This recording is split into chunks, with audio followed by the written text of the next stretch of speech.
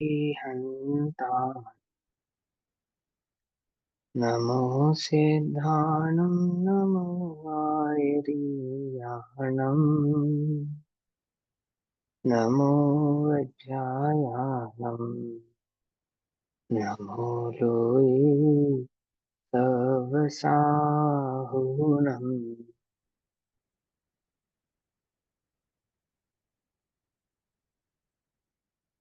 मङ्गलं भगवान् वीरो मङ्गलं गौतमौगणी मङ्गलं कुन्दकुन्दार्त्यो जैनधर्मोऽस्तु मङ्गलम् सर्वमङ्गलमाङ्गल्यम्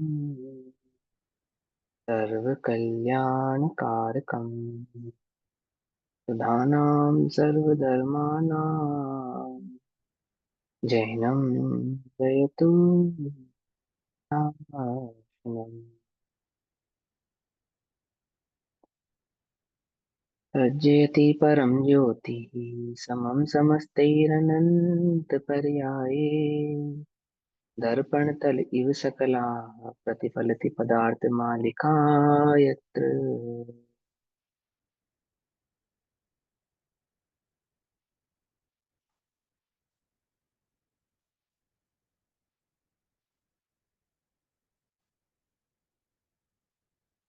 हमारे रात्रिकालीन स्वाध्याय का विषय चल रहा है श्री पुरुषार्थ सिद्धि उपाय।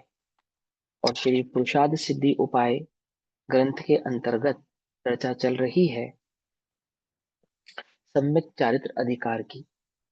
सम्यक चारित्र अधिकार के अंतर्गत चार शिक्षा व्रतों के स्वरूप की चर्चा आज हम करेंगे। श्लोक नंबर 148, पेज नंबर 165, 165 नंबर का पेज है और 148 नंबर का श्लोक है।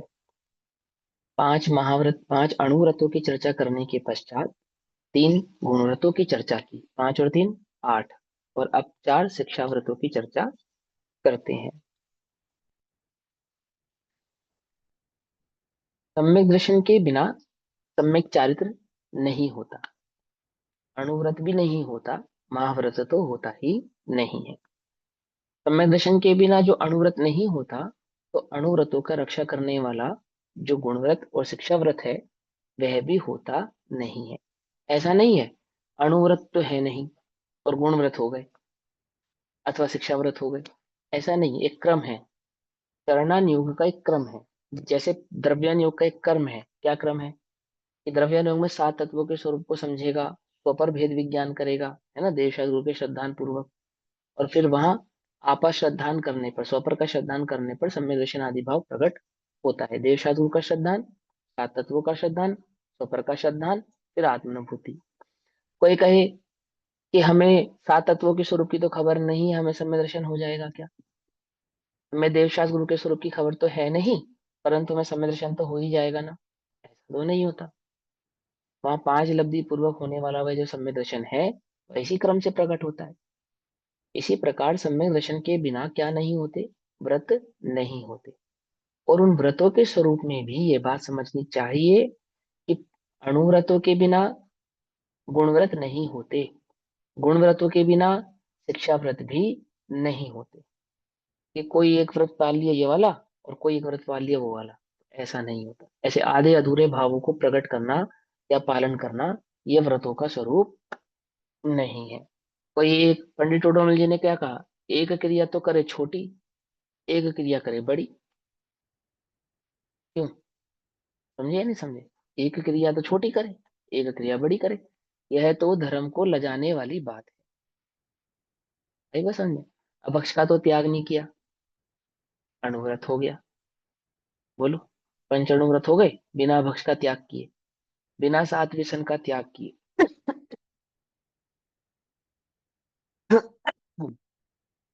कोई कहे कि मुझे पांच उदंबर फल और तीन मकार का त्याग नहीं है, परंतु मुझे अणुव्रत है, पांच अणुव्रत है, तो ऐसा होता नहीं है। समझ में आई बात? नहीं समझ में? क्या है? उसका एक क्रम है कि पहले क्या होगा, पश्चात क्या होगा, पश्चात क्या होगा। तो क्रम की भूमिका में सर्वप्रथम तो क्या है, सम्यक दर्शन। सम्यक दर्शन के बिना क्या नहीं होता, सम्यक ज्ञान नहीं होता। और सम्यक दर्शन सम्यक ज्ञान के बिना क्या नहीं होता, तो सम्यक चारित्र भी नहीं होता। पहले में पहली शर्त तो यह। परंतु जो सम्यक चारित्र है उसका भी एक स्वरूप है कि सम्यक चारित्र में कौन सा व्रत आगे और कौन सा व्रत पीछे होता है। आती है बात समझ में नहीं आती? फॉर एग्जाम्पल, जैसे आपका अभक्ष का त्याग है या नहीं, अभक्ष का त्याग है या नहीं, तो हम सब कहते हैं कि हाँ भाई हमारा अभक्ष का त्याग है। तो कौन से किस अभक्ष का त्याग है? कि हम कहते हैं कि हमारा आलू प्याज का त्याग है, अथवा जमीन कंद का त्याग है, अथवा हमारा रात्रि भोजन का त्याग है। तो क्या बस इसी का नाम अभक्ष है? अभक्ष 5 प्रकार का होता है। जिन्हें अभक्ष त्याग है वे सावधान हैं कि किस मौसम में क्या खाना और किस मौसम में क्या नहीं खाना। वे सावधान हैं कि मेरे देह की क्या प्रकृति है और मुझे किस प्रकार का भोजन करना और किस प्रकार का भोजन नहीं करना। जैसे मेरे पित्त प्रधान प्रकृति है, तो पित्त प्रकार प्रधान प्रकृति में जो पित्त को बढ़ाने वाला अनाज या सामग्री है उसका यदि मैं सेवन करता हूं तो वह मेरे लिए अभक्ष है। समझ में आती? समझ। वायु प्रधान प्रकृति वाले जीव को, कफ प्रधान प्रकृति वाले जीव को वायु अथवा कफ प्रधान कारक जो सामग्रियां हैं, खाद्य पदार्थ हैं, उनका सेवन करना क्या है, अभक्ष है। अपच होने पर गरिष्ठ भोजन का सेवन करना क्या है, अभक्ष है। अर्थात जो देह को अनुकूल ना जान पड़ता हो ऐसी सामग्री, खाद्य सामग्री, भक्ष्य सामग्री का सेवन करना क्या है, अभक्ष है। तो जिन्हें अभक्ष त्याग है तो किस क्रम में किस प्रकार से अभक्ष त्याग होना चाहिए उसका पूरा स्वरूप मालूम होना चाहिए, है ना? ऐसे ही चरणानुयोग में व्रतों का एक स्वरूप है, एक श्रृंखला है, एक तरीका है, एक लॉजिक है।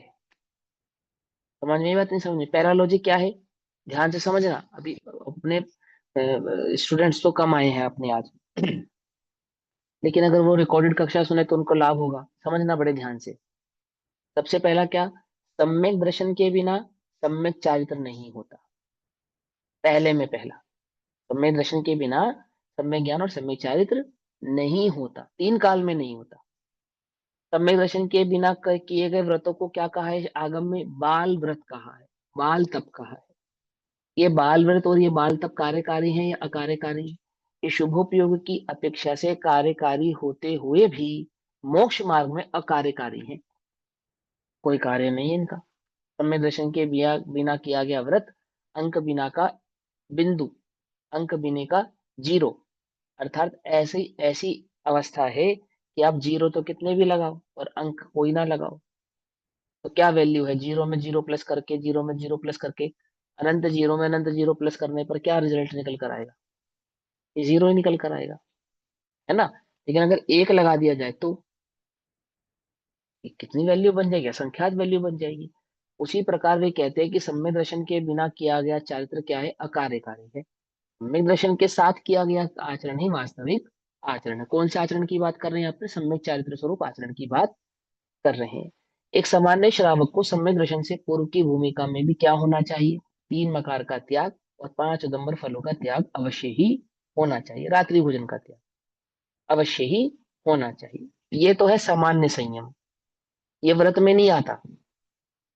हम जो महाव्रत, जो हम 5 उदंबर फलों का त्याग करते हैं, 3 मकार का त्याग करते हैं, रात्रि भोजन का त्याग करते हैं, देव शास्त्र गुरु का श्रद्धान करते हैं, पानी छान कर पीते हैं, बाजार की बनी हुई वस्तुएं नहीं खाते हैं, ये सब व्रतों में नहीं आता। इसे व्रत नहीं कहते, इसे व्यवहारिक जीवन कहते हैं, जीवन शैली कहते हैं। एक साधारण जीवन शैली जीने के लिए किस प्रकार से जीवन को जीना चाहिए, एक स्वास्थ्य लाभकारी जीवन शैली है ये। परंतु यहाँ चल रही है तप की बात, यहाँ चल रही है चारित्र की बात। और चारित्र के स्वरूपों में क्या क्रम है कि पहले 5 अणुव्रत होते हैं, उन अणुव्रतों के क्रम से ही क्या होता है, शिक्षा गुणव्रत होता है, और गुणव्रतों के बाद ही शिक्षा व्रत होता है। समझ में आई बात? नहीं समझ में? ऐसा नहीं होता कि कोई अणुव्रत तो है और कोई नहीं है, कोई शिक्षा व्रत है तीन में से पांच, चार में से एक शिक्षा व्रत है, तीन में से हम एक गुण व्रत है, ऐसा नहीं होता है। ये तो जोकर पना के लाता है। कोई क्रिया तो करे ऊंची और कोई क्रिया करे नीची। ऐसा जिनागम का स्वरूप नहीं है। पंडित रोडमल जी ने स्पष्ट कहा ना, मोक्ष और प्रकाशक जी में समझाया चारित्र का स्वरूप। त्याग की महिमा समझाई, त्याग प्रतिज्ञा लेने का स्वरूप, उसमें ये बात समझाई। अब एक बात और ध्यान से समझो, जैसे 11 प्रतिमा होती है, तो अपने यहाँ वेश कितने प्रकार के होते हैं? वेश, वेश, वेश माने एक होता है अपने यहाँ दिगंबर वेश। एक पहला वेश अपने यहाँ कौन सा होता है? दिगंबर वेश। दिगंबर वेश तीसरा नहीं है, ये पहला है। पहला वेश क्या है? दिगंबर वेश। दूसरा वेश क्या है? आरिका का वेश। और तीसरा वेश क्या है? एल्लक छुल्लक का वेश। समझ में बात? ये तीन वेश होते हैं जिनागम में, तीन प्रकार के वेश होते हैं। इसके बाद कौन सा वेश होता है? इसके बाद कोई वेश नहीं होता, सब सामान्य श्रावक होते हैं। ध्यान से समझना बड़ा है ना। अपने चित्त में यदि व्यवहार का पक्ष बैठा है, वस्तु स्वरूप भली प्रकार से क्लियर नहीं है, तो अपने को ये बात भली प्रकार से समझ में आनी चाहिए। क्रम समझ में आया? सबसे पहले हमने क्या सीखा? सम्यक दर्शन के बिना सम्यक ज्ञान और चारित्र नहीं होगा। तो सम्यक चारित्र में भी श्रावकों की अपेक्षा से ऐसा नहीं होगा कि कोई एक अणुव्रत है अन्य अणुव्रत नहीं। क्यों? ऐसा क्यों कहते हो भैया? क्योंकि हिंसा के ही चार विशेष है। क्या कहा? जो अणुव्रत है ना, वो हिंसा के ही चार विशेष। हिंसा, झूठ, चोरी, कुशील और परिग्रह, ये हिंसा के ही विशेष हैं। झूठ हिंसा का ही विशेष है, चोरी हिंसा का ही विशेष है, कुशील हिंसा का ही विशेष है, परिग्रह हिंसा का ही विशेष। आई बस समझे? कोई कुशील तो करता हो और कहे कि मैं झूठ नहीं बोलता, ऐसा हो नहीं सकता, बोले बिना रहेगा नहीं। झूठ होगा ही होगा, एक पाप होगा तो अन्य पाप होंगे ही होंगे। चोरी करे और झूठ ना कहे, कहे बोले संभव है? झूठ बोले बिना कैसे चोरी? समझ नहीं बात? चोरी करे बिना झूठ की ऐसा नहीं हो सकता। झूठ बोले तो झूठ बोलना भी चोरी है। बात छुपाना, मायाचारी आदि करना। और झूठ बोले सो किसके लिए बोले? कोई ना कोई पाप होगा, कोई ना कोई कषाय होगी जिसको छुपाने के लिए झूठ कहा जाएगा। आ रही बात समझ में नहीं आ रही है? तो क्या कहते हैं, ऐसा नहीं होता एक अणुव्रत हो एक अणुव्रत ना हो। अणुव्रत के बाद क्या होता है? गुणव्रत होते हैं। ऐसा नहीं होता कोई एक गुणव्रत है कोई एक अणुव्रत है, ऐसा नहीं होता। और फिर गुणव्रतों के बाद क्या होता है? ये चार शिक्षा व्रत होते हैं। इन शिक्षा व्रतों में पहला शिक्षा व्रत सामायिक है। इसके लिए मैं ये बात समझा रहा हूँ आपको। एक क्रम है, एक क्रम है, और उस क्रम के आधार से ये सारे के सारे व्रत, नियम, संयम आदि होते हैं। जैसे उदाहरण के तौर पे हमने क्या सीखा? तीन वेश होते हैं, चौथा कोई वेश होता नहीं है। अब आजकल हम नए नए प्रकार के वेश बनाकर घूमने लगे हैं, है ना। समझना ध्यान से, बात को अन्यथा ग्रहण नहीं करना। जैसे वर्णी जी थे, तो क्या करते थे? वो एक लंगोट पहनते थे, एक चादर रखते थे। परंतु ऐसा कोई वेश जिनागम में नहीं है। बिना पीछी कमंडल का, क्या समझे? कटोरा भी नहीं, पीछी भी नहीं, कमंडल भी नहीं, एक लंगोट पहन ली, एक चादर ओढ़ ली, बस। ऐसा जिनागम का वेश नहीं है। एल्लक छुल्लक होना पड़ेगा आपको, या आप एल्लक बनो या आप छुल्लक बनो। तो एल्लक छुल्लक का तो वेश है, एक लंगोट एक वस्त्र एक लंगोट। परंतु ऐसा कोई नहीं है कि हम एल्लक छुल्लक भी नहीं है और हमने लंगोट और चादर भी रख ली। फॉर एग्जाम्पल मैं कहूं कि मैं मुनि भी नहीं हूं, पर मैं रहूंगा भी निर्वस्त्र। क्या कहा? मैं मुनि भी नहीं हूं और मैं निर्वस्त्र भी रहूंगा। आती है समझ में? ऐसा कोई वेश नहीं है। पकड़ में आती नहीं? पकड़ में आती है। जो ग्रह त्याग प्रतिमा का स्वरूप है, वो ग्रह त्याग प्रतिमा का स्वरूप है। मैं घर में रहूं, पहन के रहूं, ये लजायमान स्वरूप कहलाता है। पकड़ में आती है बात? पकड़ में नहीं आती? क्या कहते हैं? ये हास्य स्वरूप है, ये जैन दर्शन का स्वरूप नहीं है। एक क्रम है, किस क्रम में, किस भूमिका में, किसको कैसे किस प्रकार से करना चाहिए। जैसे सातवीं प्रतिमा है कौन सी? ब्रह्मचर्य प्रतिमा। ठीक। अब आपने विजय सेठ और विजय सेठानी की कहानी सुनी होगी। सुनी है? नहीं सुनी? नहीं सुनी? एक विजय सेठ था और एक विजय सेठानी। तो हुआ क्या कि दोनों का विवाह तय हुआ। तो विवाह से पहले दोनों जिनधर्मी, भगवान के दर्शन पूजन करने वाले, सच्चे श्रावक, सम्यक दृष्टि जीव, और एक मुनिराज के संपर्क में दोनों आए। एक विजय सेठ अलग, एक विजय सेठानी अलग, मैंने विजय और विजया। तो वहां मुनिराज से एक ने तो शुक्ल पक्ष का ब्रह्मचर्य ग्रहण कर लिया, एक ने कृष्ण पक्ष का ब्रह्मचर्य ग्रहण कर लिया। ये ब्रह्मचर्य का स्वरूप नहीं है, समझना ध्यान से। ये ब्रह्मचर्य का स्वरूप नहीं है। ब्रह्मचर्य कैसा होता है? अखंड होता है ना। मूल में तो आत्मा के अनुभव का नाम ही ब्रह्मचर्य है। और व्यवहार से ऐसा नहीं कि एक दिन पाले एक दिन नहीं पाले इसका नाम ब्रह्मचर्य है, ऐसा नहीं। ब्रह्मचर्य कैसा होता है? वो अखंड होता है। जब हमने नियम लिया तो फिर वो कॉन्टिन्यूटी का होता है। हाँ, संयम आदि में अपने उपयोग को सीमित करने के लिए हम नाना प्रकार के नियमों को पालन करते हैं, लेकिन वो ब्रह्मचर्य नहीं कहलाता है, वो अणुव्रत कहलाता है। जैसे स्वदारा संतोष व्रत, वह ब्रह्मचर्य का ही एक भेद है, परंतु वह मूल ब्रह्मचर्य नहीं है। तो क्या किया विजय सेठ ने? क्या नाम रखा? 15 दिन का नियम लिया शुक्ल पक्ष का। और विजया ने कितने का लिया? कृष्ण पक्ष का 15 दिन का। दोनों का ब्रह्मचर्य का नियम हो गया, है ना। अब विवाह का समय आया तो दोनों ने विवाह कर लिया। मालूम नहीं चला उन दोनों को, दोनों का रिश्ता पक्का हो गया, विवाह हो गया। तो विवाह वाले दिन जब विवाह पूर्ण हुआ तो पहली रात विजय सेठ ने सेठानी से अपनी पत्नी से कहा कि ऐसे ऐसे मुझे दिगंबर मुनिराज मिले थे, मैंने उनका दर्शन आदि किया, फिर उन्होंने मुझे शुक्ल पक्ष का 15 दिन का ब्रह्मचर्य दिया। तो मैं चाहता हूं कि तुम मेरी अर्धांगिनी हो और तुम मेरा इस व्रत में नियम पालन कराने में मेरा साथ दो। तो ये बात सुनकर विजय सेठानी मुस्कुराई। ठीक है ना। तो विजय ने पूछा कि तुम क्यों मुस्कुरा रही हो? तो उसने बतलाया कि मुझे भी दिगंबर मुनिराज मिले थे, उनका मैंने दर्शन आदि किया, महाराज साहब से मैंने अणुव्रत आदि ग्रहण करने की मांग की, तो उन्होंने अणुव्रत तो मुझे ग्रहण नहीं कराए, परंतु क्या कहा? 15 दिन का कृष्ण पक्ष का ब्रह्मचर्य पालन करना। अब देखो 15 दिन का तो सेठ का हो गया, 15 दिन का सेठानी का हो गई बात। दोनों का ब्रह्मचर्य सदारा संतोष व्रत तो है ही, है ना। अब दोनों क्या हो गए? दोनों क्या हो गए? ब्रह्मचारी हो गए या नहीं हो गए? लेकिन वे ब्रह्मचर्य क्या नहीं करेंगे? नाम नहीं धराएंगे। क्यों नहीं धराएंगे? क्योंकि ब्रह्मचर्य नाम वो 7वीं प्रतिमा में नाम पाएगा, और 7 प्रतिमा तो नहीं है हमारे पास। प्रतिमा का स्वरूप तो यही है ना, हमने प्रतिमा थोड़ी ग्रहण की है। और उसका 15 दिन का, इसका 15 दिन का। अब देखो कितनी स्थितियां परिस्थितियां बनती है। पहली परिस्थिति बन सकती है, सेठ कह सकता है कि तुम जरूर कषाय भाव से ऐसा कह रही हो, क्योंकि मैंने 15 दिन का ब्रह्मचर्य की बात कही ना, तो तुम्हें ये बात अच्छी नहीं लगी, तो तुमने 15 दिन जानबूझ के कृष्ण पक्ष की बात कह दी, मुझे नीचा दिखाने के लिए, इग्नोर करने के लिए, कुछ कहने के लिए। ऐसा कह सकता है? नहीं कह सकता है। हम ऐसे नाना प्रकार के भाव वहां पे बन सकते हैं।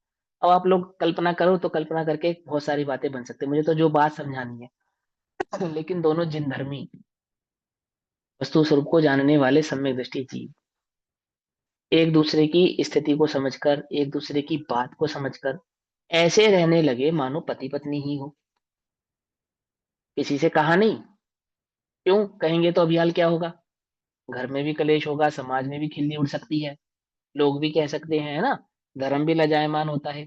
और ये कैसा ब्रह्मचर्य? पति पत्नी भी और ब्रह्मचर्य भी है, क्योंकि आगम में ऐसा कोई स्वरूप नहीं है, आगम में ऐसी कोई प्रतिमा नहीं है। समझना, वो 7वीं प्रतिमा ब्रह्मचर्य की है तो वहीं पे घोषित ब्रह्मचर्य होगा। समझे? आज मैं ब्रह्मचर्य का पालन कर रहा हूँ या करता हूँ, तो मैं घोषित नहीं करूंगा, इसको उजागर नहीं करूंगा। ये उजागर करने वाला कार्य नहीं है। क्यों? कि तुम उजागर करके क्या बतलाना चाहते हो? अपने को पूज्यता स्थापित कराना चाहते हो, तुम बहुत महान हो, बहुत विशेष हो, ये दिखाना चाहते हो। इसका मतलब तुम्हारे चित्त में उस क्रियाकांड के प्रति राग भाव बैठा है, तभी तो तुम उसके बल पे अपने को ऊंचा दिखाना चाहते हो। बाकी तुम्हारी तपस्या है, तुम अंतरंग तपस्या करो, उसका क्या ढोल लगाड़ा पीटना। जिस भूमिका में जो चीज उजागर की जाती, क्यों उजागर की जाती है? उजागर करने के पीछे का कारण होता है। समझे ना। उजागर कब की जाती है? जब हम उस भूमिका में चले जाते हैं तो समाज के उतने दायित्वों से छूट भी जाते हैं। तो हमें सामाजिक दायित्वों से छूटने के लिए उन उन प्रतिमाओं का क्या करते हैं? विजय घोष करते हैं, उनका उनका समाज के समक्ष अर्पण रखते हैं कि भाई मुझे इन इन प्रतिमाओं का यहाँ पर ग्रहण हुआ है। 5 या 6 प्रतिमाएं तक तो ऐसी हैं जहां पर हमें कुछ कहने की आवश्यकता ही नहीं है। किसी को बतलाने की आवश्यकता ही नहीं है, वहां ये शोर मचाने की आवश्यकता ही नहीं है कि मुझे ये प्रतिमा है। अब तुम्हें अंतरंग में प्रतिमाओं का रस हो, व्रतों का रस हो, और वो रस तुम उजागर करना चाहो ताकि लोग मुझे धर्मात्मा समझे, तो बात तो अलग है। लेकिन चरणान योग की अपेक्षा से वो ऐसा स्वरूप नहीं है जो घोषित स्वरूप हो। अनुपालन तो होता है नियम से, पर क्या नहीं होता, घोषित नहीं होता। आ रही है बस, समझ में नहीं आ रही है? अब एक अन्य जगह एक घटना घटी, एक स्त्री को कोई रोग हो गया, या कोई, वो कहानी मुझे पूरी ध्यान में नहीं आ रही, तो कोई समझ, सरोजा आंटी जी आपको विजय सेठ और विजय सेठानी की कहानी याद है? चलो, तो वो क्या हुआ कि उसको मुनिराज ने ये कहा। अभी अभी आपने सुनाई है ना? हाँ। हाँ, यही हाँ, तो है। इसमें आगे भी है, कहानी आगे भी है। अच्छा तो अच्छा। मुनिराज ने कहा कि तेरा ये जो रोग है अथवा तेरी जो समस्या है, इसका समाधान जब होगा जब तेरे चौके में कोई ऐसा व्यक्ति आहार करेगा जो होगा तो शादीशुदा, पर हो गए ब्रह्मचारी, पत्नी भी ब्रह्मचार्य से रहती होगी, पति भी ब्रह्मचर्य से रहता होगा। ठीक। तो वो कहती है कि अब मुझे कैसे मालूम चलेगा, ये बात मुझे कैसे मालूम चलेगी कि ये भी ब्रह्मचारी है और पत्नी भी ब्रह्मचारी है, और क्या नाम है, इनका मेरे घर में चौका होगा यानी आहार होगा और मेरा ये कार्य सफल हो जाएगा, वो कहानी है। तो कहते हैं कि तेरी रसोई में जो चंदुआ बंधा बंधा होगा ना, चंदुआ, वो चंदुआ सफेद हो जाएगा। अगर काले रंग का, नीले रंग का, पीले रंग का, हरे रंग का कोई चंदुआ होगा तो क्या हो जाएगा, वो सफेद हो जाएगा। कहानी है वो पूरी। तब वो जो विजय सेठ और विजय सेठानी किसी कारणवश, जिसको एक शरावकी कहते हैं अपने यहाँ पे, वो संबंध अब आज चर्चा है या नहीं मुझे मालूम नहीं, आजकल चलता है या नहीं चलता है, लेकिन अपने जैन समाज में प्रथा थी श्रावकी की प्रथा। सुनिए, नहीं सुनी? आज भी कई जगहों पे पालन किया जाता है इनका। वहां पे क्या होता है कि समाज में जैन लोग अन्य जैन समाज के लोगों को अपने घर पे भोजन के लिए निमंत्रण देते हैं। ठीक। वो साधर्मी वात्सल्य का एक प्रतीक है, वो प्रतीकात्मक भाव से चलती एक परंपरा। जैसे हिंदू समाज में ब्राह्मण को भोजन कराती, कराते नहीं कराते, अमावस्या पे बुलाते हैं या पूनम पे बुलाते हैं, अन्य अन्य भावों पे बुलाते हैं, उसको भोजन कराते हैं। तो जैन समाज में क्या होता है, साधर्मी वात्सल्य का होता है कि सदैव सदैव ही तो हमें मुनिराजों का संसर्ग प्राप्त नहीं होता, सदैव ही हमें अलग छुलक तो प्राप्त नहीं हो पाते। तब क्या करते हैं कि वो परंपरा बनी रहे, तो जो अपने साधर्मी जन होते हैं, अन्य साधर्मी जन, उनको अपने घर बुलाते हैं और भोजन आदि कराते हैं। ठीक। तो वो उस विजय सेठ और विजय सेठानी का उसके घर पे आहार होता है, मतलब भोजन होता है, और उनके भोजन करने के उपरांत उसके घर का जो चंदोवा है वो क्या हो जाता है, सफेद हो जाता है। तो फिर वो बात उजागर होती है। उजागर होती है, उसके बाद दोनों दीक्षा ले लेते हैं आधी आधी, वो पूरी कहानी चलती है। अब मैं क्या कहना चाहता हूँ यहाँ पे, भाव ये समझाना चाहता हूँ कि जो चरणान योग का स्वरूप है वो कैसा है, उसका क्या तरीका है, उसका एक सेमेट्री है कि कब किस भूमिका में कौन सा व्रत होता है, किस भूमिका में कौन सा व्रत होने पर उस व्रत को उजागर किया जाता है। ठीक। और ये जो व्रत आदि होते हैं ये सम्यक दर्शन के बिना होते नहीं है। समझ रहे हो? अब हमें सम्यक दर्शन तो नहीं है भैया, हमें मालूम है, नहीं है तो फिर क्या करें, व्रत आदि लें या नहीं लें? तो अब दो भूमिकाएं हैं।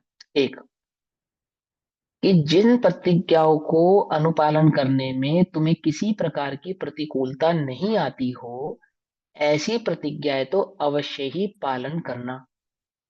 दो, 5 उदंबर फल, 3 मकार का और रात्रि भोजन का त्याग तो मरने की कीमत पर भी करना, पालन हो तो भी, नहीं हो तो भी। पकड़ में आती है बात, नहीं पकड़ में आती? पहला नियम क्या है, तुम सम्यक दृष्टि हो चाहे नहीं हो, 5 उदंबर फल और 3 मकार का त्याग, ये तो सामान्य श्रावक होने के लिए तुम्हें करना ही पड़ेगा। दूसरा नियम क्या है, कि दूसरा नियम ये है कि पहले सम्यक दर्शन प्रकट करो। ये अभी हमें सम्यक दर्शन प्रकट नहीं हो रहा है, अथवा हम करने का प्रयास कर रहे हैं, अथवा सम्यक दर्शन प्रकट करने की चेष्टा कर रहे हैं, तब हम तो क्या प्रतिज्ञा इस स्थिति में नहीं ले सकते कि ऐसी प्रतिज्ञा लो जिनका अनुपालन जीवन पर्यंत कर सको और उनका पालन करने में तुम्हें किसी प्रकार की प्रतिकूलता नहीं आए। प्रतिज्ञा लेने का निषेध नहीं है, समझना ध्यान से। बड़ी प्रतिज्ञा धारण मत करो, क्यों? क्योंकि बड़ी प्रतिज्ञा धारण करने पर उन प्रतिज्ञाओं में अहम बाह हुए बिना रहेगा नहीं, और सम्यक दर्शन तुम्हें अभी हुआ नहीं।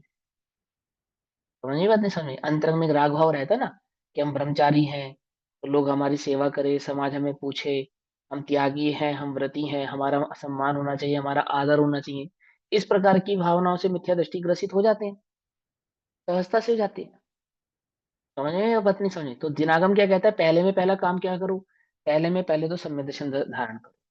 क्योंकि सम्यक दर्शन बिना के धारण किए गए जो व्रत है, कौन से व्रतों की बात चल रही है यहाँ पर, उल्टा नहीं पकड़ना, या इन व्रतों की बात चल रही है जो उजागर स्वरूप होते हैं। समझ में आई बात नहीं समझ? दो प्रकार के व्रत समझाए मैंने। एक व्रत कैसा, जिनका आप पालन करें, उनको उजागर करने की आवश्यकता नहीं है, उनका ढोल पीटने की आवश्यकता नहीं है, ढोल पीटा भी नहीं जाता उनका। लेकिन जो घोषित व्रत होते हैं, जिनको आप घोषणा करके ग्रहण करते हैं, जिनको ग्रहण करने के बाद समाज में वो बात, अपने परिवार के समक्ष वो बात रखी जाती है, ऐसे व्रतों को धारण नहीं करना। कब, उल्टा नहीं पकड़ना मेरी बात को, कब नहीं करना, सम्यक दर्शन से पहले नहीं करना। और अगर करना ही है तो उन्हीं व्रतों का पालन करना जिन्हें पालन करने में किसी प्रकार की कोई त्रुटि हमसे नहीं होगी, इस बात के लिए हम दृढ़ निश्चयी हो जाए।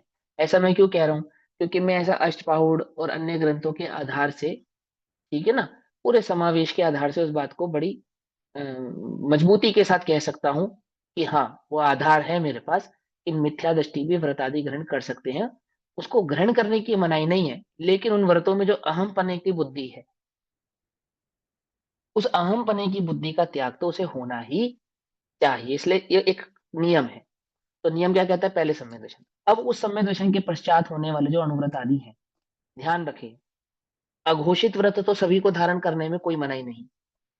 कौन से व्रतों की बात चल रही है यहाँ पर, जो घोषित व्रत है। घोषित व्रत समझ गए ना आप, समझ गए, जैसे को पंचम अनुष्ठान व्रती आदि कहना, जो प्रतिमाएं आदि को धारण करके जो हम उजागर करते हैं, जिन व्रतों को हम उजागर रूप से पालते हैं कि ये हमारा व्रत है, हम इस व्रत के अनुयायी हैं, है ना।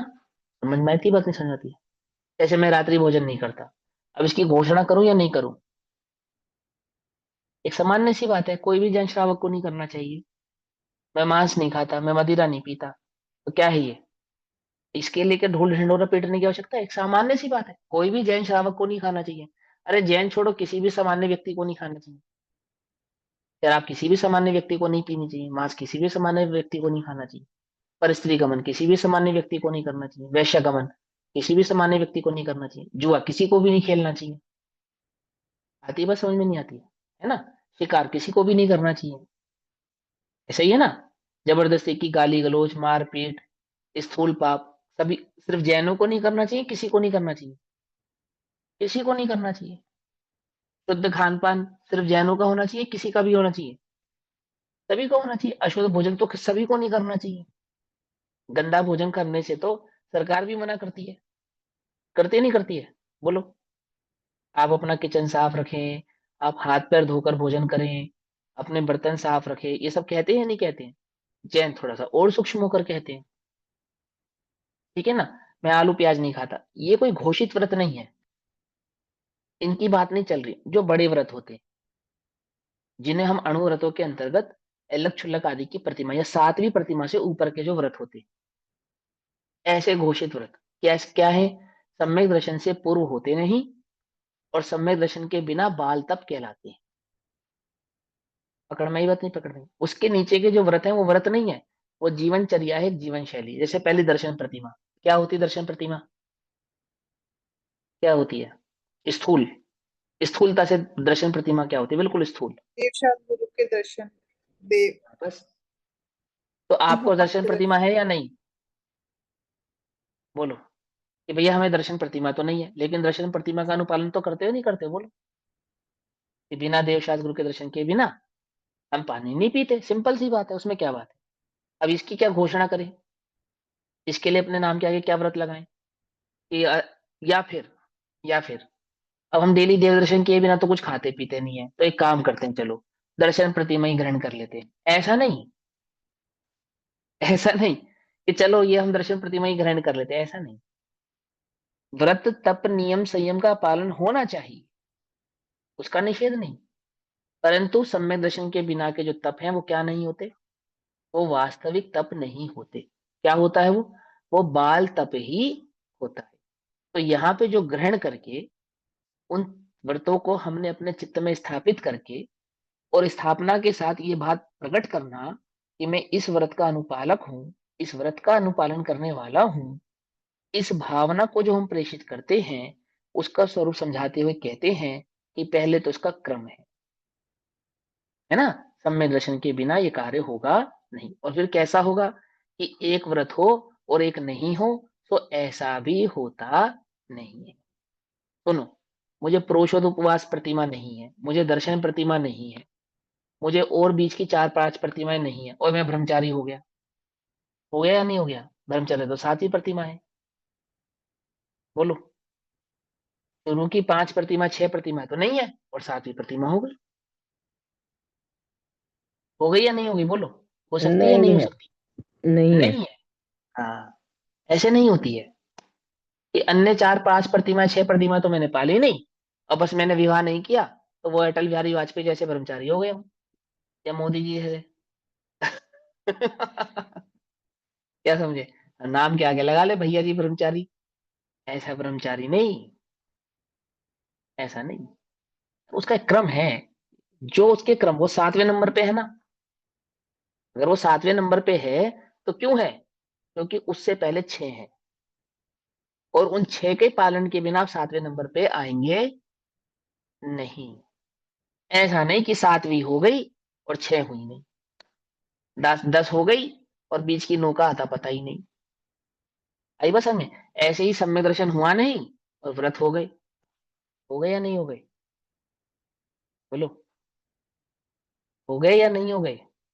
नहीं सच्चा हो श्रावक सकते। जानता है। अक्रम में नहीं होता कोई कार्य। हाँ, हाँ, समझे ना? सम्यक दर्शन वाले सम्यक दृष्टि जीव तो जानता ही है। हलु कर्मी मिथ्या दृष्टि, सम्यक सन्मुख मिथ्या दृष्टि भी ये बात जानता है। भले ही उसके जीवन में व्रत आदि हो सकते हैं, उसमें क्या आपत्ति है? होता हो सकते हैं, मुनिराज भी हो सकते हैं। परंतु सच्चे जीव को, सच्चे श्रावक को ये खबर है कि सम्यक दर्शन के बिना के व्रत व्रत होते नहीं, इसलिए वो व्रतों में क्या नहीं करता, अहम बुद्धि नहीं करता। सम्यक दृष्टि को तो सहज ही नहीं होती, क्योंकि वो जड़ की क्रिया है ना, शरीर की देह की क्रिया में अहम पना नहीं होता। अहम पना एक बुद्धि के त्याग पूर्वक किया गया व्रत ही वास्तविक व्रत कहलाता है। इतनी बात समझ में आ गई। अब आगे कहते हैं, अब यहाँ कहते हैं कि अणुव्रत और गुण व्रतों के पश्चात 4 शिक्षा व्रत होते हैं। उन 4 शिक्षा या व्रतों जी में जो एक बात पहला शिक्षा। पूछनी थी मेरे को। हाँ बोलो, बोलो बोलो। बात पूछने वाले गायब हो गए भैया। नेटवर्क नेटवर्क डाउन है ना, चलो कोई बात नहीं, जब आएंगे जब पूछ लेंगे। सुनो, पेज नंबर 165, 165, श्लोक नंबर 148। 4 शिक्षा व्रतों में जो पहला शिक्षा व्रत है उसका नाम है सामायिक शिक्षा व्रत। क्या नाम है उसका? सामायिक शिक्षा व्रत। हाँ आंटी जी, क्या पूछना आपको, पूछो। मैं ये पूछने वाली थी कि जिसका आचरण तो अच्छा है, मंदिर जाता, पूजा पाठ करता, सब कुछ, और अंत समय में उसने सब चीजों को त्याग करा है, और जो आजकल मुनि महाराज क्या उसको प्रतिमा दे देते हैं, पहली ले लो, दूसरी ले लो, तीसरी ले लो, उसके बाद जिससे उसने सब कुछ छोड़ दिया, जल अकेले रखा या जल भी छोड़ने लगा, तो प्रतिमा बढ़ा देते हैं, तो वो क्या सार्थक है कि या नहीं? हमने एक किस्सा आपको बताया होगा। संलेखना में। ध्यान से समझना है ना, मैंने पहले भी एक किस्सा बताया होगा आपको, है ना, और ये प्राय समाज में हो रहा है। हम अपनी आंखों से लगभग लगभग रोज ही देखते हैं। एक छुल्ली का जी, मैंने एक संघ हमारे मंदिर जी में आया था, ठीक। तो एक छुल्ली का जी मंदिर जी से बाहर निकल रहे थे, उनके साथ में एक अन्य छुल्ली का जी भी थे, और वो सीढ़ियों से उतरते समय, बुजुर्ग थे, उतरते उतरते उनके प्राण पखेरु हो गए। तो जैसे ही वो गिरे तो उनके कंधे पे जो दूसरा वस्त्र था ना, वो दूसरी छुल्ली काजी ने वो वस्त्र हटा दिया तुरंत, गिरते गिरते, सीढ़ियों से गिरते गिरते। और क्या घोषणा हो गई? आर्यका माता जी की समाधि हो गई। क्या हो गई? समझे नहीं समझे? छुल्लिका जी से क्या हो गई? वो आर्यका हो गई। क्यों? क्योंकि आर्यका जी का कैसे हो गई वो आर्यका? क्योंकि उनके कंधे पे एक वस्त्र रखा था, तो छुल्लिका जी ने जैसे देखा कि ये जाने वाली हैं, तो तुरंत उनका वस्त्र हटा। ऐसा नहीं, अब आप हमारे ये इधर जिसकी समझो। अभी हाँ आज ही ये समाधि हुई है, तो वो हाँ, बहुत धार्मिक थे, 105 साल के थे, सुनो और वो तो धीरे सुनो धीरे तो तक छोड़ के आपका आज प्रश्न तो पेट में मैंने पानी भी नहीं पिया उनने। समझ लिया पूरी अच्छे से। मैं तो पहले नंबर से शुरू करके बतला रहा हूँ आपको, है ना। आप सुनो ध्यान से। तो ऐसे छुल्लिका जी आरिका जी हो गए क्या? ऐसे तो आरिका जी नहीं होते। तो कैसे होते हैं? कि अंतरंग में दो कषाय चौकड़ी के अभाव पूर्वक, है ना, और ऐसे शुद्धोपयोग पूर्वक सामायिक आदि व्रतों का धारण करने वाला वो जो जीव होता है ना, उसको वास्तव में, और गुण स्थान तो वास्तव में कषाय घटने का नाम है। पद तो वास्तव में उस आचरण को पालन करने का नाम है, उस आचरण को प्रवृत्ति करने का नाम है, उसका नाम व्रत है। यहाँ अंदर अंतरंग में कषाय चुकड़ी के अभाव का नाम व्रत है। अब आगे चलते हैं। किसी जीव ने बुद्धिपूर्वक ऐसा किया, बुद्धिपूर्वक ऐसा किया कि उसने बुद्धिपूर्वक किसी वस्तु का त्याग कर दिया, वस्त्र का त्याग कर दिया, अन्न का त्याग कर दिया, जल का त्याग कर दिया। तो मैं एक बात कहना चाहता हूँ, सुनो। दो प्रकार से समाधि करने का तरीका है। एक, मुझे अन्न पच ही नहीं रहा, मुझे अन्न पच ही नहीं रहा, तो मैं क्या करूं? त्याग करूं या नहीं करूं? बोलो। करना चाहिए ना मुझे, बस पक्की बात है, करना ही चाहिए। तो क्योंकि मुझे पच नहीं रहा इसलिए मैंने त्याग कर दिया, तो क्या वो मेरा व्रत हो गया? ऐसा भी नहीं है। तो भूमिका, उस जीव की क्या भूमिका है, और किस भूमिका के अनुसार उसको किस प्रकार का ग्रहण और त्याग होना चाहिए। मैंने संलेखना धारण कर ली, मेरी उम्र ये 98-99 वर्ष है, डॉक्टरों ने मुझे जवाब दे दिया है पानी के सिवा मुझे कुछ पच नहीं रहा है, तो क्या त्याग करूंगा मैं बाकी चीजों का? त्याग ही है वो तो, ग्रहण ही नहीं कर सकता ना, पचाने की सामर्थ्य नहीं है। अंतरंग में उस भाव की विशुद्धि प्रकट होना, अंतरंग में जीने मरने के विकल्प को छोड़ देना, अंतरंग में बचने का, मर गया हाय आदि के विकल्प को छोड़ना, इसमें अपने उपयोग को वास्तव में लगाना चाहिए। भूमि का अनुसार जल का त्याग होता हो तो जल का भी कर देना चाहिए। भूमि का अनुसार अनादि का ग्रहण करना हो तो ग्रहण भी करने में दोष नहीं है। मैं हमेशा एक बात कहता हूँ, मान के चलो आज मैं ये कक्षा ले रहा हूँ और कक्षा लेते लेते मेरे प्राण पखेरु हो गए, तो मेरी समाधि है या नहीं? कोई पर्वत, जिनराज पर्वत पे दर्शन कर रहा है और दर्शन करते करते प्राण पखेरु हो गए, तो उसकी समाधि है या नहीं? तो हम क्या कहते हैं कि नहीं उनकी तो समाधि नहीं है। तो किसकी समाधि है? वो तो जिसने सल्लेखना ली हो, मरते समय नौ ओंकार मंत्र सुना हो, वह सबको बोल कर कि सब मुझे क्षमा करना और मेरा इन चीजों का त्याग है, तो हम उसको समाधि मानते हैं। क्या कहा?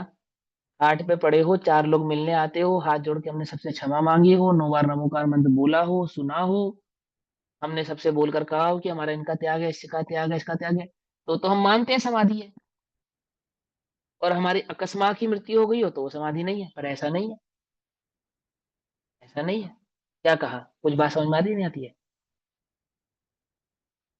वो तो एक साधारण स्वरूप है, वो तो एक साधारण स्वरूप है कि जब किसी जीव को आयुष के काल में वृद्धादि अवस्थाएं होती हैं और वृद्धादि अवस्थाओं में वो आमुक आमुक प्रकार के त्याग पूर्वक संलेखना पूर्वक अंतरंग चित्त में इस बात को धारण करता है कि हाँ मैं अब समता भाव से इस भाव को धारण करता हूं, तो वह तो घोषित समाधि है।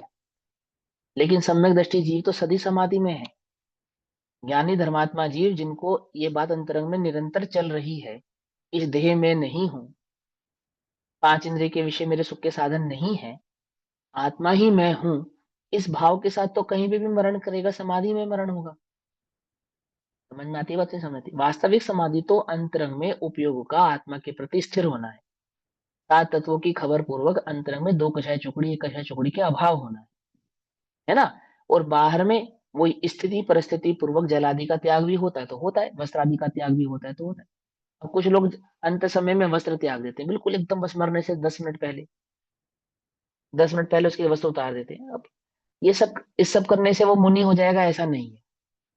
मुनि तीन कषाय चौकड़ी के भाव रूप होता है, शुद्धोपयोग रूप होता है, सातवें गुणस्थान छठे सातवें गुणस्थान में आत्मा का निरंतर अनुभव करे वो होता है। पीसी कमंडल का पता नहीं, और बस उतर गए। ऐसे कितने गृहस्थ हैं जो मुनि हो गए मरते समय। समझना ध्यान से, मेरी बात को विपरीत उल्टा नहीं पकड़ना। मैं जो बात समझाना चाहता हूँ उस बात को ध्यान से समझना। वस्त्र उतार देने का नाम मुनि नहीं है, ये बात पक्की है कि मुनि निर्ग्रंथ होता है, लेकिन आपने अपने घर में कपड़े उतार दिए और मरते समय और आप मुनि हो गए। ऐसे ऐसा इसका स्वरूप मत बिगाड़ो, ऐसी ऐसी छोटी सी चीज नहीं है ये।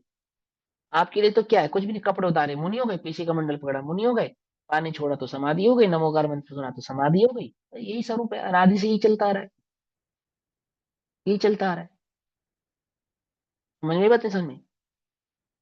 शोभाचार धर्म बनकर बैठा चुपचाप था, बाह्य व्रत में ही माना मुक्ति का माप था। समझे? तेरा की ज्ञान जागा तेरे प्रताप से, गूंज गया भारत सारा ओंकार नाद से। समझे? गुरुदेव की महिमा को समझो कि वो उन्होंने उस रहस्य को हमारे सामने उजागर करने, तो हम भी ही समझते। कपड़े उतारो, पानी छोड़ो, भोजन छोड़ो, हो गई समाधि, हो गई। तिर्यंचों की तो समाधि होती होगी, वस्त्र तो उनपे होते नहीं, और कदाचित कोई मरते समय पानी पिलाने वाला भी नहीं मिलता। नमोकार मंत्र सुना दो तो हो गई समाधि। निर्ग्रंथ निर्ग्रंथ तो है ही वो, क्या दिगंबर तो है ही वो। नमोकार मंत्र और हमने सुना दिया, होगी समाधि। ऐसे नहीं होती। बात को ध्यान से समझने वाली बात है कि वो किस प्रकार से, किस परिप्रेक्ष्य में क्या है ना। मैं इसका इसका निषेध नहीं है कि उसको बस भोजन का त्याग मत कराओ, पानी का त्याग मत कराओ। वो भूमिका अनुसार जो उसकी अवस्था है, उसकी परिस्थितियां हैं, उसके लक्षण हैं, उस लक्षण के आधार से वस्तुओं का त्याग भी होता है। पर त्याग का नाम समाधि नहीं है। समाधि किसका नाम है? समाधि नाम है सम अधिभाव समाधि, निकषाय परिणाम का नाम। स्वभाव की दृष्टि पूर्वक परभाव की दृष्टि को छोड़ना। मरने का नाम समाधि नहीं, मैं अजर अमर हूं इस बात का ज्ञान हो जाने का नाम समाधि। अब हम अमर भये कबहू ना मरेंगे, ये भावना जो चित्त में धारण हो गई, इसका नाम समाधि है। हाय में मरा, इसका नाम भी समाधि नहीं। अथवा मरते समय हमने देह से ममत्व त्याग दिया, तो क्या ममत्व त्याग दिया कि हमने कुछ खाया पिया नहीं, भैया जो तुम्हारे को ठीक लगे सो करना। हाँ, एक काम करना, 48 मिनट में फूक देना हमें भैया इसे देह को। इस चक्कर में कुछ नहीं है। उसे एक आत्मा जो दृष्टि में आया, तो बस उस आत्मा के सिवा और कोई बात दृष्टि में नहीं है। वो वास्तविक समाधि है। अंतरंग में कषायों का घटना, वीतराग परिणति का बढ़ना, स्वरूप की ओर अपने उपयोग का ढलना, पांच इंद्रिय के विषय कषायों का छूटना।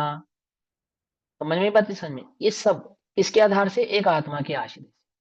उसका नाम वहां पर समाधि है। अब यहाँ क्या कहते हैं? 148 नंबर के श्लोक में कहते हैं, राग द्वेष त्यागा निखिल द्रव्येषु साम्यमं लम्ब्य, तत्वोपलब्धि मूलम बहुशः सामायिकम कार्यम। राग द्वेष के त्याग से, क्या कहा? क्या कहा? राग द्वेष के त्याग से। समझ में आती है बात नहीं समझ में आती? क्या करना? सभी इष्ट अनिष्ट पदार्थों में, कौन से इष्ट अनिष्ट पदार्थ हैं? वो जो देव शास्त्र गुरु का अवलंबन हमें इष्ट लगता है, और अन्य अभक्ष आदि पदार्थों का, पांच इंद्रिय के विषय भोगों का जो हमने त्याग किया, ऐसे अनिष्ट पदार्थ, दोनों ही प्रकार के पदार्थ।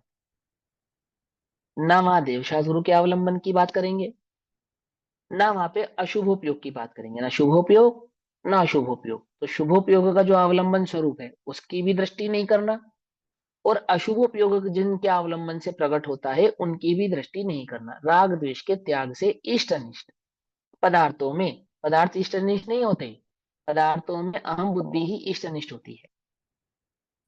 और वो इष्ट अनिष्ट बुद्धि का त्याग करने से क्या होता है? साम्य भाव को अंगीकार करके, अर्थात साधारण भाषा में कहें तो शुद्धोपयोग को अंगीकार करके, अथवा शुद्धोपयोग की भावना को अंगीकार करके। दोनों बातें गर्भित की इसके अंदर। पहला क्या? शुद्धोपयोग। दूसरा क्या? शुद्धोपयोग की भावना। यहाँ शुद्धोपयोग की भावना का अर्थ क्या है?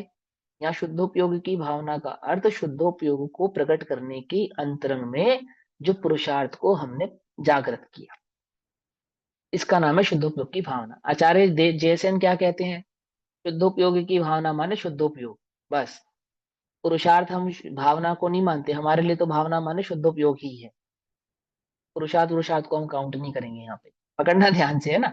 यहाँ क्या कहते हैं जो राग द्वेष को की अनिष्ट बुद्धि को आपने त्याग किया, तभी इस अनिष्ट पदार्थों में साम्य भाव को धारण किया, तो अंगीकार करके आत्म तत्व की प्राप्ति का जो मूल कारण है, क्या है भैया? अपने निज चैतन्य भगवान आत्मा की प्राप्ति का मूल कारण क्या है?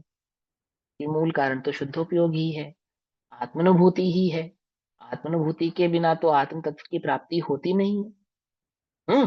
तो मूल कारण ऐसा वह सामायिक, क्या कहा, उस आत्मानुभूति के काल को, शुद्धोपयोग के काल को सामायिक ऐसा बहुत बार करना चाहिए। कितनी बार करना चाहिए? बहुत बार करना चाहिए। लिखने वाले आचार्य अमरचंद्र देव हैं, वो तो हर अंतर मुहूर्त में करते हैं। उनका तो व्रत ही सामायिक व्रत है, तो वह तो बार बार करते हैं। वो हमसे क्या कहते हैं, वो श्रावकों से क्या कहते हैं? वो श्रावकों से कहते हैं तुम्हें भी ये बात, ये बार बार करना चाहिए। मौका ढूंढो, कोशिश करो, पुरुषार्थ करो, क्या करो? सामायिक व्रत का अनुपालन करो। सामायिक व्रत का अनुपालन कैसे होता है? कि आज से मेरा सामायिक व्रत, हाँ, पहले 3 गुण व्रत, उससे पहले 5 अणुव्रत। समझ में बात? तब होता है ये सामायिक व्रत। हाँ, बिना व्रतों के भी आप चेष्टा करते हैं, करिए, कोई बात नहीं। घोषित नहीं है, नाम नहीं धराएगा वो व्रत नहीं कहलाएगा ना, वो व्रत है। चरणान योग की अपेक्षा से तो जो आपने नियम संयम पूर्वक गुरु की साक्षी में अथवा देवशास्त्र गुरु की साक्षी में जो ग्रहण किया है, वो नियम है। और नियम कैसा है? जो जीवन पर्यंत अनुपालन किया जाए, उसका नाम नियम है। और उन नियमों को पालन करने के लिए जो आप संयम आदि भाव को धारण करने की चेष्टा करते हैं, थोड़ा थोड़ा, छोटा छोटा छोटा, वो कोई व्रत नियम नहीं है कि हम तो व्रती हो गए, हम तो नियमी हो गए, हम तो बहुत संयमी हो गए। कोई संयमी वयमी नहीं, सही सच्चा संयमी तो वो सम्यक दर्शन के साथ प्रकट होगा, वो उस संयम भाव के साथ। हाँ, लोकाचार में संयम कहते हैं, सो बात अलग है। तो प्रेरणा तो क्या कहते हैं कि 5 अणुव्रत पूर्वक, 3 गुणव्रत पूर्वक, ये 4 शिक्षा व्रतों में सामायिक व्रत को धारण करना चाहिए। और कैसा है सामायिक व्रत? ये बहुत बार पालन होना चाहिए। ये बहुत बार कब संभव है? जब तुमने बहुत जगह से अपने उपयोग को हटाया होगा, बहुत प्रकार के क्रियाकलापों को त्यागा होगा, बहुत प्रकार से अपने उपयोग को संसार के भाव से हटाया होगा, तब तो तुम्हें बहुत समय मिलेगा आत्मानुभूति का, आत्मा में रमने का, जमने का, पचने का। नहीं तो कहाँ से समय निकालोगे? दुकान पे बैठे थोड़ी अपनी आत्मा में चले जाओगे, गाड़ी चलाते चलाते थोड़ी आत्मा में चले जाओगे। और गलती से चले गए तो क्या होगा? आत्मा में जाने से पहले परमात्मा के पास चले जाओगे। समझे नहीं समझे? आई नहीं बात समझ में? ऐसा नहीं होता जहां तहां हो गया। ये जो सामायिक व्रत है, इसमें जो बात कहेंगे वो बात, बड़ी बात ध्यान से समझो कि द्रव्य क्षेत्र काल और भाव की मर्यादा पूर्वक जो होती है, वो सामायिक होती है। योग्य स्थान, योग्य काल, योग्य द्रव्य, ठीक, और योग्य परिणाम, ये चारों का संयोग मिलाकर जब सामायिक व्रत का अनुपालन होता है। जब पंडित टोडरमल जी सम्यक सन्मुख मिथ्या दृष्टि की चर्चा करते हैं, तो वहां पे भी सम्यक सन्मुखता की चर्चा करते समय इस बात को इंडिकेट करते हैं कि कैसे अपने परिणामों को उस तत्व के अभ्यास में जोड़ा जाए, कैसे लगाया जाए। यदि तुम्हें यह भ्रम है, क्या भ्रम है? कि हमें अपने संसार के काम भी करते रहेंगे और हमें भेद विज्ञान भी हो जाएगा। समझे या नहीं समझे? ऐसा नहीं होता। आपको एक बात बताता हूँ, सुनो। मैं आपको पढ़ा रहा हूं और आप सुन रहे हो, तो दोनों में से बड़ा तप कौन सा है? बोलो। उपदेश करना बड़ा तप है या श्रवण करना बड़ा तप है? बोलो। मालूम क्या कहा आचार्यों ने? आचार्यों ने कहा श्रवण करना बड़ा तप है, उपदेश करना श्रवण करने से छोटा तप है। समझे ये बात? नहीं समझ में? क्यों? वो उपदेश करने वाला, वो अपने उपयोग को उपदेश से हटाएगा नहीं, लेकिन उपदेश सुनने वाला अपने उपयोग को उपदेश से हटाकर आत्मा में ले जा सकता है। तो उनको सुनते सुनते कुछ कहा या नहीं समझ में? ये बात उसको तब बड़ा कहा। आती है वो समझ में? ऐसे ही यहाँ कहते हैं कि तुम्हें क्या लगता है कि तुम अपने 5 संसार के सब काम भी करते रहोगे, है ना? और क्या हो जाएगा तुम्हें साथ के साथ? सम्यक दर्शन भी हो जाएगा, रोटी पकाते पकाते हो जाएगा, बच्चों के साथ खेलते खेलते हो जाएगा, पैसा कमाते कमाते हो जाएगा, झाड़ू लगाते लगाते हो जाएगा। ऐसे नहीं होता है, ऐसे नहीं होता है। वेद विज्ञान करने की पृष्ठभूमि क्या है कि शांति से एकांत में सब तरफ से अपने उपयोग को हटाकर स्वाध्याय करे, शांति से एकांत में सब तरफ से अपने उपयोग को हटाकर भेद विज्ञान करे। क्या मैंने सीखा, क्या मैंने समझा, क्या उसका स्वरूप है, क्या वास्तव में ऐसा स्वरूप है या नहीं है, तो कार्य होता है। लेकिन हम भेद विज्ञान कब करते हैं? तब करते हैं एकांत में शांति से बैठ के करते हैं। कैसे करते हैं? हमारा भेद विज्ञान कैसा है?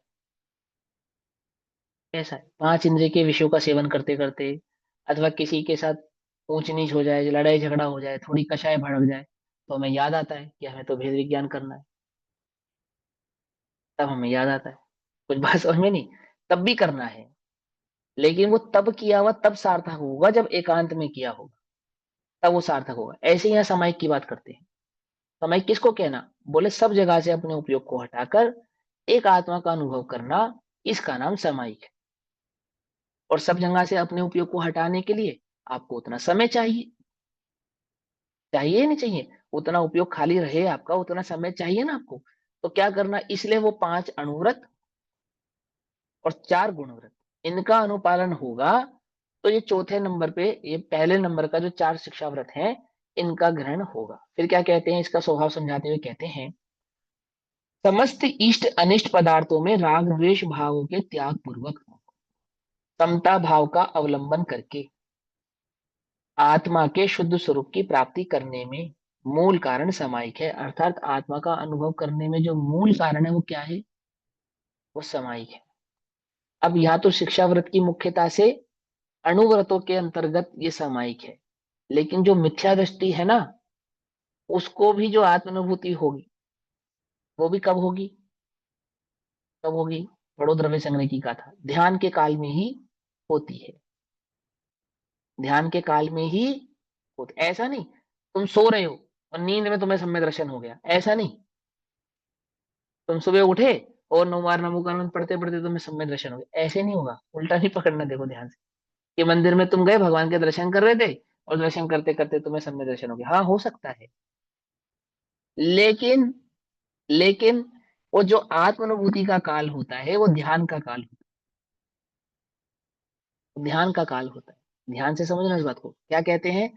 सब जगह से अपने उपयोग को हटाकर मूल प्राप्ति, स्वरूप की प्राप्ति करने में जो मूल कारण है वो सामायिक है, वह बार बार करना चाहिए। क्या करना चाहिए? अपने आत्मा की प्राप्ति का मूल कारण जो सामायिक है, ये क्या करना चाहिए? बार बार करना चाहिए।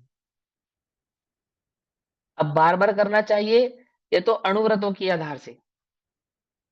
तुम्हें आत्मा की प्राप्ति करनी है, करनी है, तो मूल कारण तो बार बार करना चाहिए।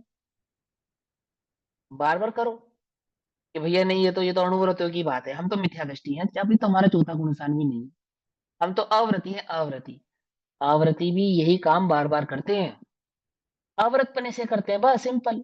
यहाँ व्रत पने से होता है, वहां अव्रत पने से होता है, काम यही होता है। क्या कहा? समझ में आई बात? नहीं समझ में आई?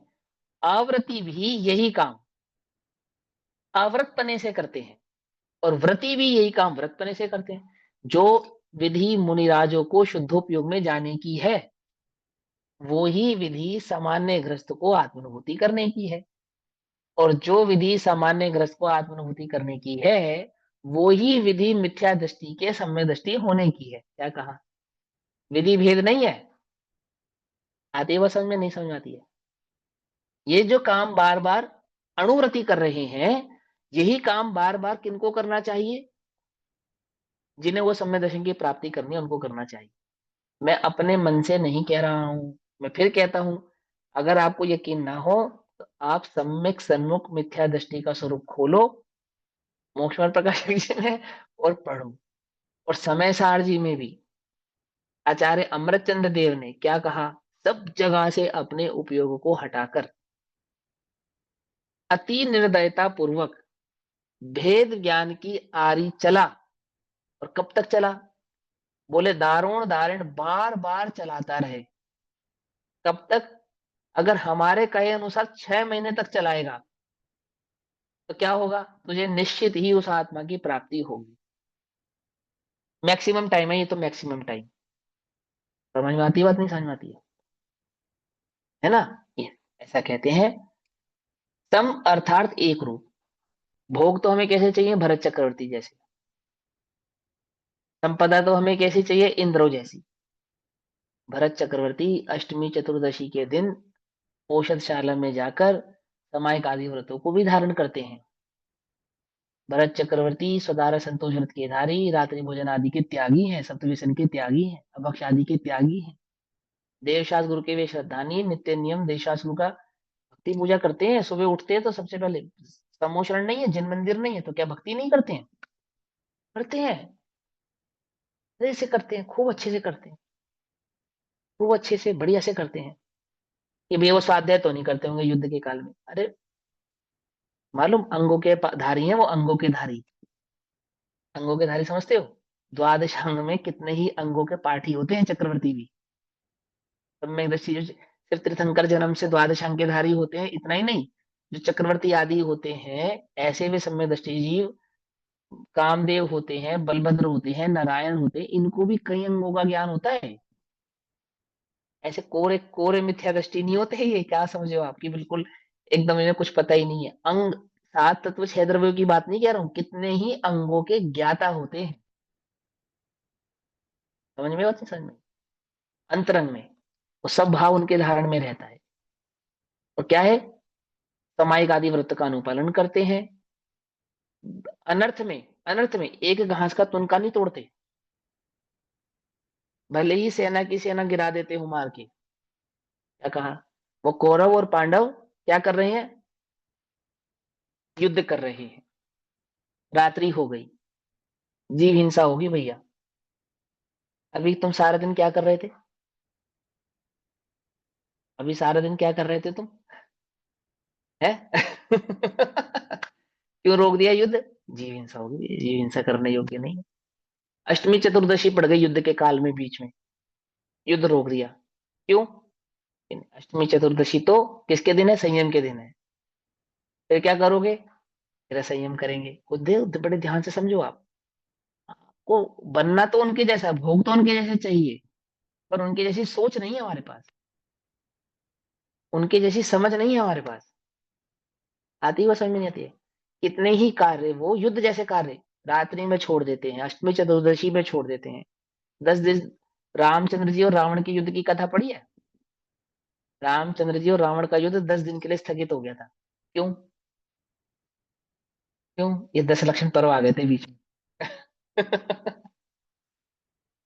और इन 10 लक्षण पर्वों में क्या करा उन दोनों ने, कि वे अपने आराधना में लगे, ये अपनी आराधना में लग गए। हनुमान को फिर भी विकल्प आया लक्ष्मण के साथ, कि वो रावण जो है वो विद्या आदि सिद्ध कर रहा है, उसकी तपस्या जाके भंग कर देते हैं जाके। तो रामचंद्र जी ने क्या कहा, नहीं नहीं, ये युद्ध विराम हुआ है, ये संयम के दिन है, आराधना के दिन है, और नहीं, तुम ये कार्य नहीं करोगे। फिर भी उनकी बात का अनसुनी करके दोनों जन जाते हैं, और जो भी कार्य होता है कहानी में पढ़ लेना। पर मैं क्या कहना चाहता हूँ, हमें भोग तो चाहिए, चक्रवर्ती जैसे, रामचंद्र जी जैसे, देवों जैसे, लेकिन उनका जीवन और अन्य जीवन में जो उनकी बात ग्रहण करने वाली बात है, वो बार बार बार बार क्या करना चाहिए, प्रतिदिन बार बार, मूल कारण वह बार बार करना चाहिए। तो बार बार नहीं कर सकते, तो कम से कम 3 बार, अर्थात प्रतिदिन 3 बार तो करना ही चाहिए। वह सामायिक शिक्षा व्रत कहलाता है। ठीक, अब इसका जो भावार्थ है वो समय अनुसार करेंगे, अभी समय हो गया, तब तक के लिए सभी को जय जिनेन्द्र। ओम नमः सिद्धेभ्यः। निज निधि निज में बताई, यह अनंत उपकार है, उसके लिए जिनवाणी माँ को वंदना शतबार।